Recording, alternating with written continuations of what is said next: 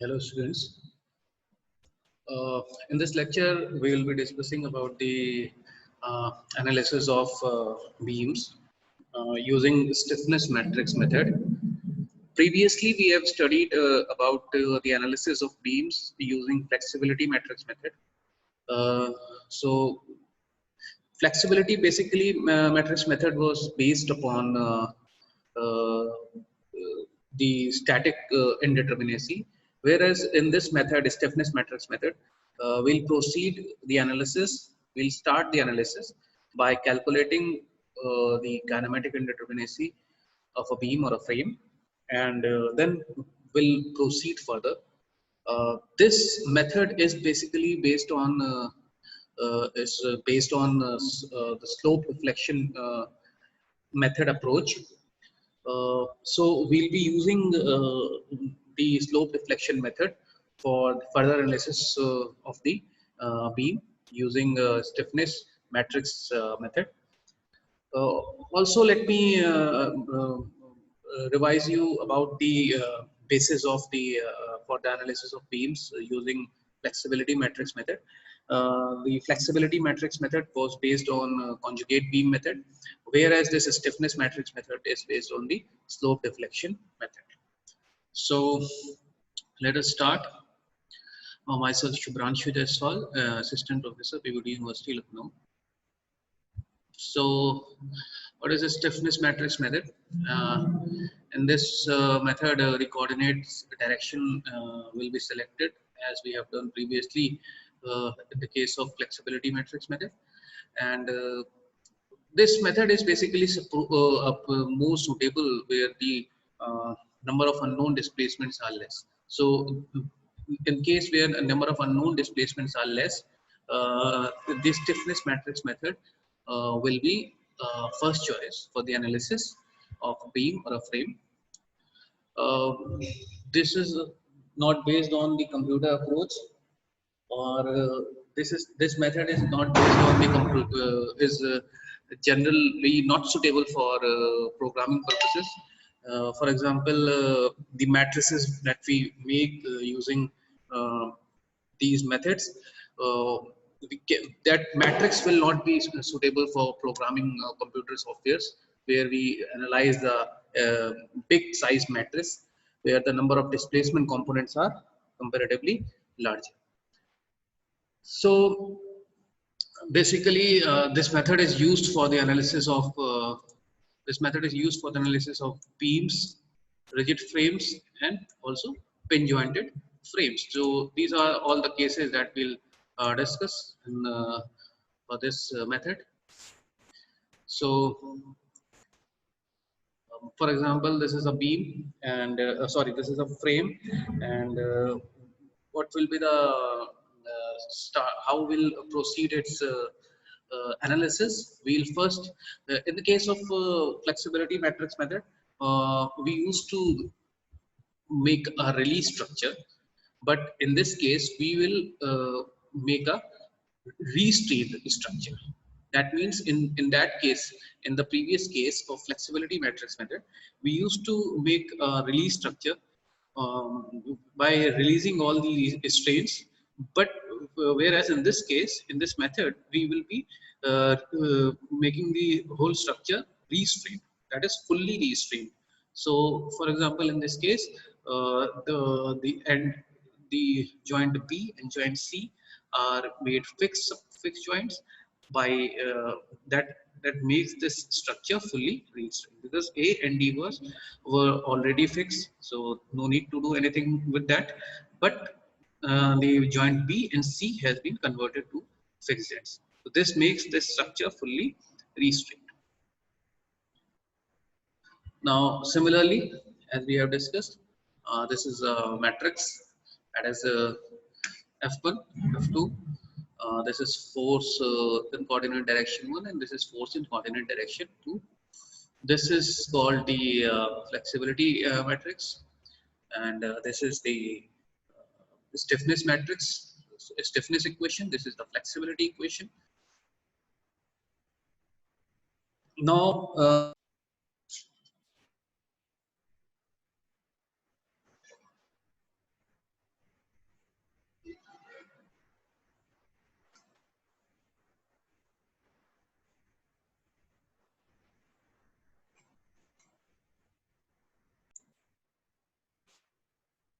The first step we'll be we'll determine the kinematic indeterminacy of a beam, and according to which we'll select the coordinates. So first step will be to determine the degree of kinematic indeterminacy.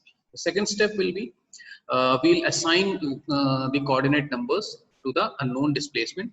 So for example, the kinematic determinacy is 2, so we'll assign accordingly the coordinate numbers in the for the unknown displacements that we have to calculate. Third will be we'll impose the restraint in the coordinate direction, and we'll get a fully restrained structure. So what we'll do, as we have discussed in the previous slide, that whatever joints are not restrained, we'll convert it into a fully restrained structure. So next step will be we'll determine the forces developed due to loads on the member. For example, there are two coordinates selected, coordinate number 1, coordinate number 2. We'll calculate the final forces F1 and F2 in both of the coordinate directions. Say F1 is the force in coordinate direction 1, and F2 is the force in coordinate direction 2. It's a final force. So we'll put the value of F1 and F2 into the FL matrix, and we'll complete the FL matrix. The next step will be to determine the stiffness matrix, that is K, by applying a unit displacement to restrain the structure. See, we'll get a restrained structure. Then what we'll do? Apply a unit displacement in the restrained structure, and we'll get various components. For example, the number of coordinates are 2. So there will be the stiffness matrix for the K, and the displacement components will be K11, K12, K21, and K2. So we'll find out all 4 of them, and we'll put it into the stiffness matrix, that is K, and the stiffness matrix will be completed. These are the coordinate directions. Then we'll put all these values, that is a stiffness matrix K, that is FL matrix, delta matrix. We'll put all this in a equilibrium equation. This is basically an equilibrium equation, as in the case of flexibility matrix, we have used the compatibility equation, whereas in this method we'll use equilibrium equation, that is K matrix multiplied by delta matrix, that is equals to F matrix minus FL matrix. We'll solve this equation and we'll calculate the final displacement, that is delta matrix. So this is how we'll proceed. One more thing I would like to discuss with you is that the stiffness matrix method. Since in this case a stiffness matrix is used, this is called a stiffness matrix method. Displacement method, it is also known as displacement method, because in this case displacements are the basic unknowns that we need to calculate. That displacement is delta, that is delta is the basic unknown that we need to calculate in this case. So this method is also known as displacement method. Also, this method is also is known as equilibrium method, because in this method we use equilibrium equations rather than the compatibility equation. This is equilibrium equation. We use equilibrium equation, so this method is also known as equilibrium method. So let us start with an example. This is an example of a continuous beam. We need to analyze this beam using stiffness matrix method. So this is a question that says analyze the continuous beam shown in the figure by using stiffness matrix method. This beam is having a fixed support at A, a roller support at C, and an intermediate support at B, that is a roller as well. This beam carries 25 kilonewton per meter UDL on the span AB, whereas it carries a 100 kilonewton point load in the span BC. So we'll calculate the kinematic indeterminacy for this case, and kinematic indeterminacy for this case, accordingly we have to select the two basic equations for this case. We need to calculate two basic coordinates, and we'll assign the coordinates. So let us assign coordinate to point B and point joint C. So coordinate direction 1 will be joint B, and coordinate direction 2 will be joint C. Will be C. So now next step will be we'll make a fully restrained structure, and we'll convert simply this B and C into the fixed support. See, this is a fully restrained structure. We have converted B and C into the fixed support, and this is a fully restrained structure. Now, by using slope deflection method, we'll solve for further things. First of all, we'll calculate fixed moment, fixed end moment, that is MFAB. MFAB, this is a fixed beam, so fixed end moment MFAB will be WL square by 12. So it is minus W is 25 kilonewton per meter, so it will be minus 25. L is 6 meters, so multiplied by 6 square by 12. That gives the value minus 75 kilonewton meter. Similarly, MFBA will be, if this will be minus says if this will be anti-clockwise, then this will be clockwise to balance this equation, and to make this to balance this beam and make this beam in equilibrium state. So MFBC will be same, that is 75, only the sign changes. That means the direction of the moment will change. If it is minus 75, then it will be plus 75 kilonewton. Now for the span BC, for the beam BC, the fixed end moment will be, because this is a unit load, so it will be W L by 8. So it is W is 100 kilonewton multiplied by L is 4 meters divided by 8, that is minus 50 kilonewton meter. Now this is MFBC, MFCB will be plus 50 kilonewton. Now next step, we'll calculate the joint forces developed in coordinate direction due to the given loads. So due to the given loads are 25, and the joint is B. So the joint forces will be, say there are two coordinates. So F1L will be adjoint this. F1L will be what? That is 75 minus 50. It is MFBA and MFBC. So MFBA is 75, MFBC is minus 50. So 75 minus 50, that is 25 kilonewton. Now in coordinate direction 2, there is only one moment, that is MFCB, that is 50 kilonewton. So it will be 50 kilonewton. We have calculated force in net force in coordinate direction 1 and coordinate direction 2. That is in coordinate direction 1, that was F1L, that was equals to 25 kilonewton meters, and F2L was 50 kilonewton meters. Now this is a stiffness matrix. We will simply apply a unit displacement in the coordinate direction 1. We have coordinate direction 1 was at point B. We have applied a unit rotation. See, this is a unit rotation, theta B. Theta B is equals to 1. So due to this theta B, K11, this is a slope deflection equation. We have put the values in the slope deflection equation. Slope deflection equation for this beam says K11 is equals to 2I to EI. In place of EI, it is 2I, because in the question it was given that span AB was having the flexural rigidity is equals to 2EI, and span BC was having I.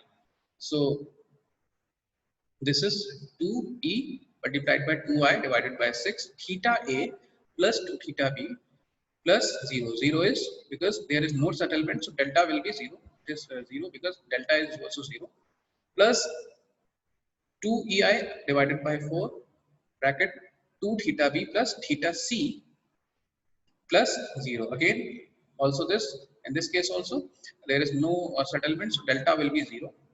Now we'll put the values. Theta A over here is 0 because the end is fixed. Fixed end will not show any kind of rotation. So theta A will be 0, theta C will be 0, and theta B we have taken it as 1. So we'll put the value of theta A, theta B, and theta C into this equation, and we'll get the value of K11 is equal to 7 upon 3 EI. Now this was K11. It says unit displacement is applied in coordinate direction 1, and its impact is also seen in coordinate direction 1 itself. Now K21 says unit load is applied in coordinate direction 1, whereas its impact is seen on coordinate direction 2. That means over here this is K22. So it will be 2 EI by 4 theta B plus 2 theta C plus 0. This is simple slope deflection equation. We have substituted the values into it. That is equals to, because there is no other thing at this end, there is no other joint, only it is having a C joint, that is of due to the CB. So it will be 2 EI theta B plus 2 theta C plus 0. This will give the value of, again, theta B is equals to 1, theta C is equals to 0. So we'll get the value is equals to 0.5 EI or 1 upon 2 EI. Now we don't need to calculate K12. We can simply say that K12 is equals to K21. So here we had applied the unit displacement in coordinate direction 2. That means here, and so deflected shape of this beam will be like this. Again, K12 says stiffness stiffness component coordinate when the unit load is applied in coordinate direction 2, and its impact is seen on coordinate direction 1. So it is 2 EI by 4, 2 theta B plus theta C plus 0. See, nothing happens to this span, so it will be only due to this end. So 2 theta B plus theta C is equal to 0. Again, theta C is 1 in this case, and theta B is 0 because the end is fixed. So this comes out to be 0.5 pi. This is the same value as K21. So again, now K22, that says when unit load is applied, unit displacement is applied in coordinate direction 2, and its impact is also seen in coordinate direction 2 only. So it will be 2 EI by 4, 2 theta B plus 2 theta C plus 0. Again, theta C is equals to 1, theta B is equals to 0. We'll get the value EI. So we'll put all these stiffness components, that is K11, K12, K21, and K22 into the stiffness matrix, and we'll calculate. Now F1, F2 is equals to 0. There is no externally applied joint force. If there will be any force applied on the joint, then we'll take the value of F1 is equals to the joint force, and F2 also will be equals to the joint force, because F1 is a force when any force is applied on joint in coordinate direction 1, F2 is for coordinate direction 2.